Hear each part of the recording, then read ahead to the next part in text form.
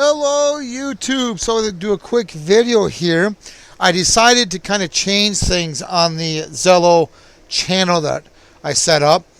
To make things not so confusing, I created a new user name called GMRS underscore repeater. As you can see here, when you see that online in the channel, that means the repeater's online. All the audio feed is going to go through the Retevis RT97 repeater. Everything. Whether you're talking to your buddy, whether you're talking to me, talking to somebody else across the world, you're also will be transmitting locally where I live on a repeater that two-way radios can pick up and transmit back to you. I'm still fine-tuning it, but I'm getting it better and better. At least I hope. So I thought I'd kind of make a video about that.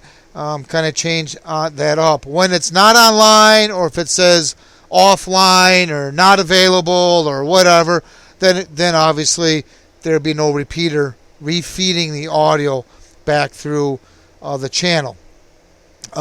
So here's a good example here. If I key up this radio, it's going to transmit to the repeater that's in the other room, and then it will come across on the Zello channel here. You will hear it. I wish I could kind of show you that, but I can't because I got the microphone for the video that I'm using, and if I key everything all up, it messes up everything because there's too much stuff too close by. But when you transmit, you'll be going over radios. When you use your Zello app in the channel, in my channel, I'll post the channel name in the description and the name of the user GMRS repeater. That if you see that, that means repeater's online, like I said before. But anytime you transmit, it will be going through the repeater, going to either handhelds or whoever in the area wants to tune in on that frequency will be able to hear you talk, and they can answer back by keying up the radio and talking to you.